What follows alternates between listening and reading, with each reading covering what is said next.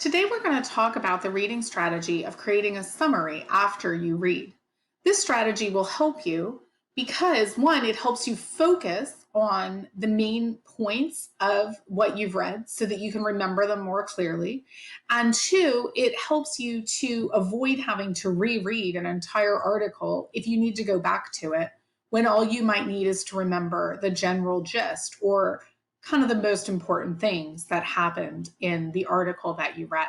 So creating a summary is based on the main idea that we talked about last week, and then also identifying the main points that the author made, the most important details or ideas that they included. And so we'll use this organizer to record those ideas as we read. We're going to use the same article that we used last week when we were working, and that article is Escape from Alcatraz by Deborah Hopkinson, used with permission from Scholastic. And I will go ahead and read, and we will stop occasionally to think about if something that we've just read is one of those main points that we might want to record over on our organizer. At exactly 9:30 on the night of June 11th, 1962, the lights at Alcatraz prison went out. Most of the inmates shivered on their thin, narrow beds trying to get some sleep. But not Frank Morris. His heart pounding, Morris waited for the prison to quiet. If all went according to plan, he would never sleep behind bars again. For months, Morris and 3 other prisoners, Alan West and brothers Clarence and John Anglin, had been secretly plotting to escape from Alcatraz, a bleak prison perched on a rocky island in the middle of San Francisco Bay. People said it was impossible to break free from the Rock, as Alcatraz was known.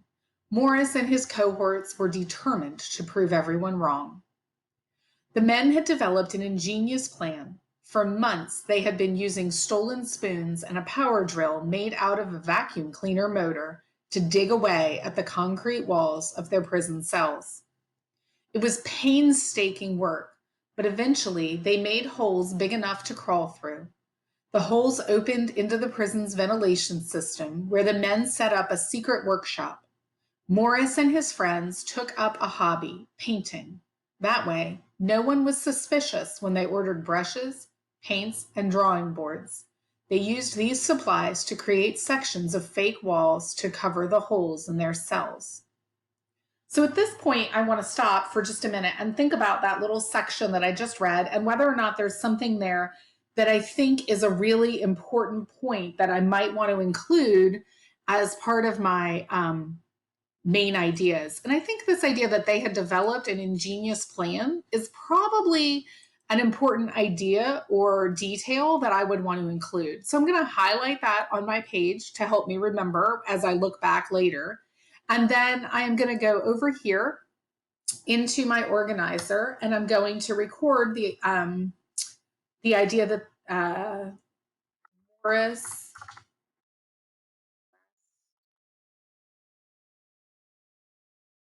Anglin brothers had an ingenious plan to escape.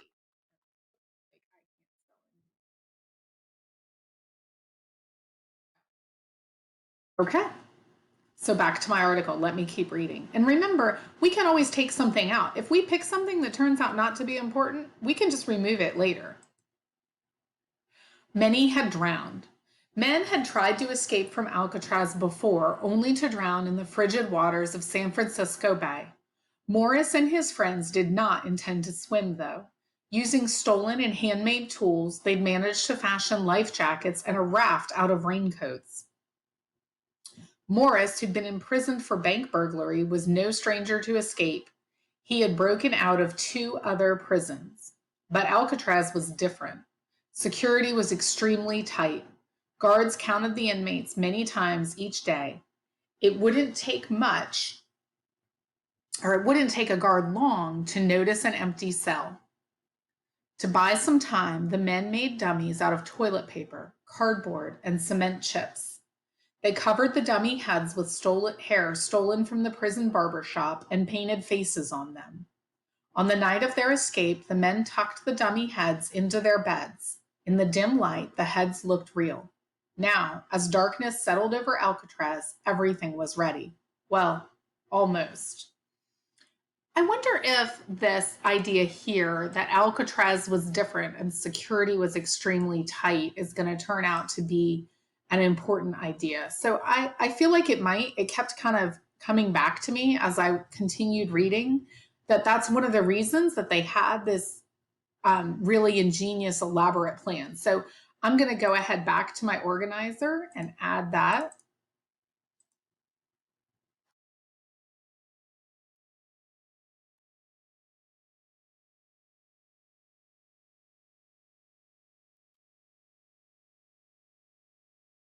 Notice it doesn't even really have to be in a complete sentence. I just want to record my ideas here so that I can come back to them later to look at.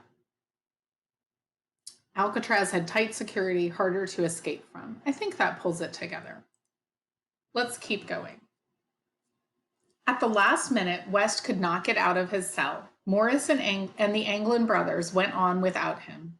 They wriggled out of their cells and climbed up plumbing pipes. Finally, they stepped onto the roof. Carefully avoiding the prison searchlight, they crawled silently across the roof and scrambled down a drain pipe. They were out. A salty breeze blew on their faces.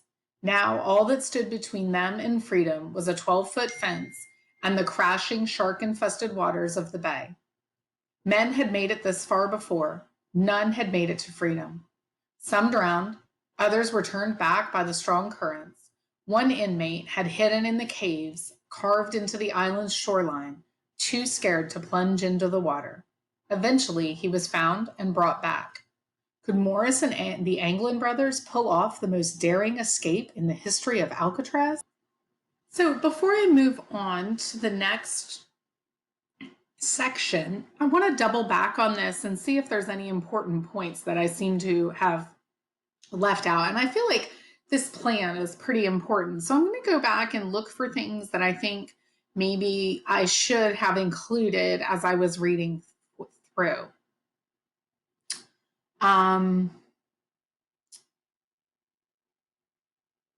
They made the holes to go through the ventilation system. I feel like that's pretty important. So I can come over here and add that.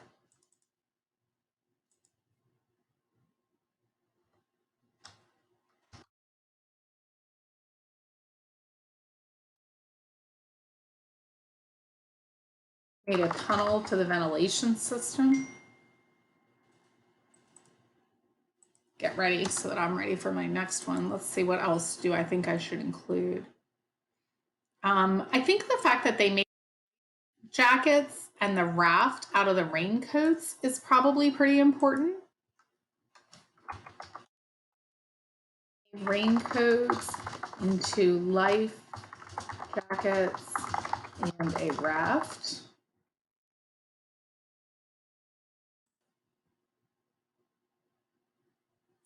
And then I think another thing that really helped them get out were these dummy heads that they put in the beds.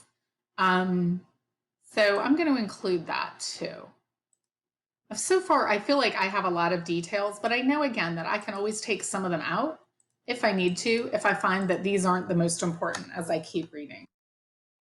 Dummy head.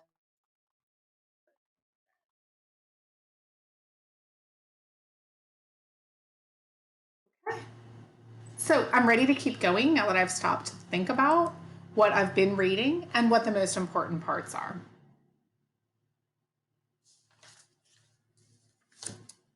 Island of the Pelicans. By the night of this escape attempt in 1962, the small sandstone island of Alcatraz had been used as a prison on and off for more than 100 years, but its history goes back even farther. Alcatraz was named Isla de los Alcatraces. I don't do well with Spanish, and I apologize for having butchered that. Or Island of the Pelicans by Spanish explorer Juan Manuel de Ayala in 1775. After gold was discovered in California in 1848, people worried that San Francisco might be attacked. Barren Alcatraz, located about a mile and a half from shore, seemed the perfect place to build a fort. During the Civil War in the 1860s, the 22-acre island was used as a military prison. Then, in 1934, the U.S. Department of Justice took it over. Alcatraz was about to become the toughest and most feared prison in America. So I'm thinking about this section, and I feel like this, while it's nice to know about the history, isn't super important to these men escaping. I'm going to leave those details out for now. It is interesting to look at the map and see how far out in the middle of the bay this island is. Ready for troublemakers. During the early 1930s, was hit by a crime wave. Robberies and murders were on the rise. Some criminals had become incredibly powerful. They were as well known as celebrities. The public felt that a super prison was what the country needed. Desolate and isolated, Alcatraz seemed like the ideal place to incarcerate the most despicable criminals. Officials set out to build the most escape-proof prison in America. Cell blocks were turned into fortresses meant to hold those who had tried and sometimes managed to break out of other prisons.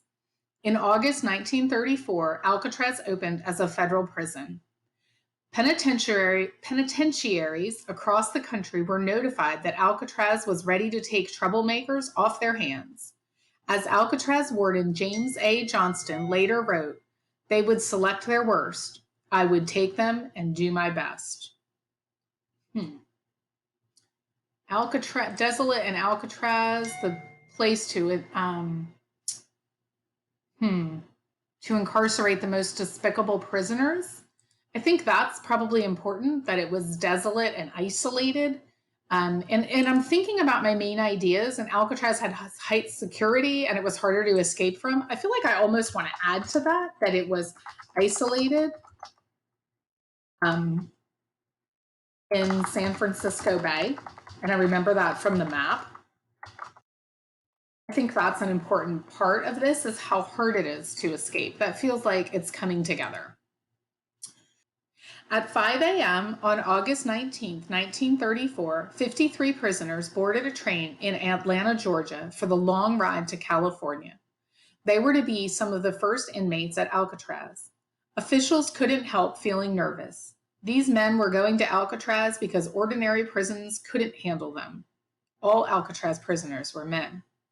Warden Johnston took every precaution. The prisoners rode in specially designed railroad cars with steel bars across the windows. No prisoner was allowed to leave his seat during any stop. The 53 inmates arrived on August 22, 1934. By the end of the year, Alcatraz was housing more than 200 of America's most feared criminals. Harsh punishment. A prisoner at Alcatraz, or Uncle Sam's Devil's Island, as it came to be called, found himself in a harsh, isolated world punctuated by the clanging of bars and the distant blaring of foghorns. After a gong signaled wake up at 6:30 a.m., inmates cleaned their cells, then stood to be counted. At the shriek of a whistle, they marched single file to breakfast, which lasted 20 minutes. After breakfast, utensils were counted. During the day, guards marched inmates to jobs in the laundry, the garden, and the tailor shop. Head counts took place constantly. On Sundays and holidays, inmates had supervised recreation time. No newspapers or radios were allowed. Lights out was at 9:30 p.m. sharp. Men who broke the rules faced harsh punishment, the most feared of which was solitary confinement. It was agony to be kept apart from everyone else, cooped up in a tiny concrete cell, some with only a hole in the floor for a toilet. In solitary confinement, some men were allowed mattresses at night, but others had no mattresses at all. There was nothing to do but stare at the walls as time ticked by. So I feel like it might be important how drastic the punishment and how important the rules were and how it was isolated and harsh at Alcatraz to why the men wanted to escape. So we will go ahead and put that here. in our last box. Harsh prison, I think, gets the idea across. We can come back to it and add to it if we learn more. A bitter surprise. The most notorious felons couldn't beat Alcatraz, not even gangsters like Al Scarface Capone. To many, Capone symbolized the collapse of law and order in the 1920s. He made millions running illegal gambling and alcohol selling operations in Chicago. He was said to have murdered at least a dozen people. Capone was used to having power, and he was proud of his reputation as a big shot. He figured he'd be able to pull strings to get special privileges at Alcatraz, just as he had in other prisons. As soon as he arrived, Capone met with Warden Johnston. "I have a lot of friends," he told the warden. "I expect to have a lot of visitors." Capone was in for a bitter surprise. He was allowed to see family, but not friends, or fellow gangsters. Every prison at Alcatraz was treated the same, even Capone. Eventually, Capone had to admit, "Alcatraz has got me licked." Daring escapes. As tough as Alcatraz was, some prisoners still attempted to break out. During the Rock's 29 years as a federal prison, 36 prisoners attempted to escape. 23 of the men were caught, 6 were killed, and 2 drowned. 2 others were never found, but were assumed to have drowned. That leaves 3 men, Frank Morris and John and Clarence Anglin. I'm thinking, and I feel like that this whole idea that so many men tried to escape and actually died trying or had to go back is really important. In fact, I'm trying to keep the number of main ideas as low as I can because I want to make sure that I don't have so many details that I'm just rewriting the whole thing. So I think I'm going to replace harsh prison because I think it's pretty obvious why you'd want to escape from prison with the fact that these men tried to escape. 36 tried to escape, 26 returned, fought, killed, 2. That's a lot of men trying to escape and not being successful. Let's keep reading. After the night of June 11th, 1962, they were never seen again. And I almost forgot, but they're talking about the 3 guys who tried to escape. When Morris and the Anglins were discovered missing, a massive search was conducted. A body was spotted floating in the bay, but it was never identified. According to some records, a raft was found on nearby Angel Island. There were rumors of a stolen car, which could have been used by the escapees. In the end, officials concluded that the men had died. The powerful currents in the bay could have dragged their raft out to sea. Even within the bay, survival would have been unlikely had the men gone overboard. In the frigid water, they would have quickly succumbed to hypothermia or, had their makeshift life jackets failed, drowned. Not everyone accepted the officials' conclusion, though. People have speculated about the fate of Morris and the Anglins for decades. There have been many reported sightings. The family of the Anglin brothers insists that the men made it out and ended up in Brazil. In 2003, the show Mythbusters recreated the escape and determined that it is possible the men made it to shore, but nothing has been proved. What do you think? Did Morris and the Anglin brothers make it? Or did they perish in the merciless waters of San Francisco Bay?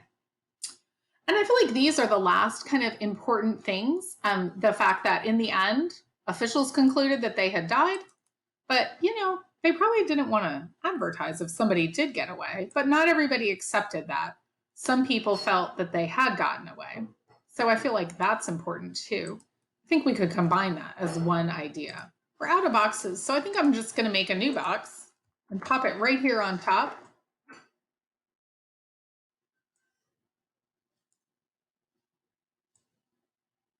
Where hopefully we can see most of what we're writing. And we'll say officials say the men drowned. Some people say escaped. I think it said they went to Brazil.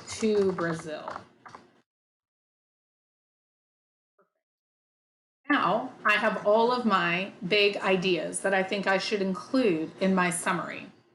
I've read the whole article, I've included what I think are the most important ideas, and now I need to bring them together. Or to identify the topic and then what is the author's main point. So when I think about what is it mostly about, it seems to be mostly about these men trying to escape from the inescapable Alcatraz prison. And that really has to do with this that I listed as an important part, and maybe some of this that it was hard to escape from. So I would go ahead and write that main idea sentence here. Once I have that, then I need to think about how all of these other big ideas can be combined into sentences that remind me later of what was in the article that was important. So I will go ahead and add those to my summary.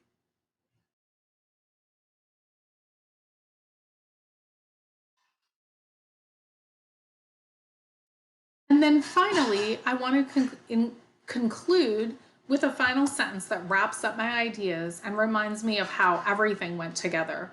And I want to write about how nobody really knows if these men escaped from the inescapable prison. So I'll add that concluding sentence.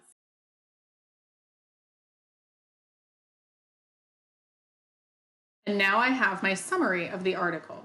This article is about the elaborate plan of Morris West, who never made it out of his cell, and the Anglin brothers to escape from Alcatraz, the inescapable prison. Alcatraz was a prison on an isolated island in the middle of San Francisco Bay that seemed impossible to escape from. In 29 years, 36 prisoners tried to escape, and none were successful. Morris, West, and the Anglins planned an escape anyway. They dug through the concrete walls of their cells to access the ventilation system. So they wouldn't drown in San Francisco Bay, they made a raft and life vests out of raincoats. They even made dummies so it would look like they were in their beds all night. No one knows if they actually escaped because officials said they drowned, but families said they escaped and went to Brazil. Morris, West, and the Anglin brothers concocted an elaborate and maybe successful plan to escape from Alcatraz. I think that summary paragraph includes all of the important points that we noted and wraps it up so that if I needed to remember what this article was about in a week or so, I would be able to read it and come away with the main points.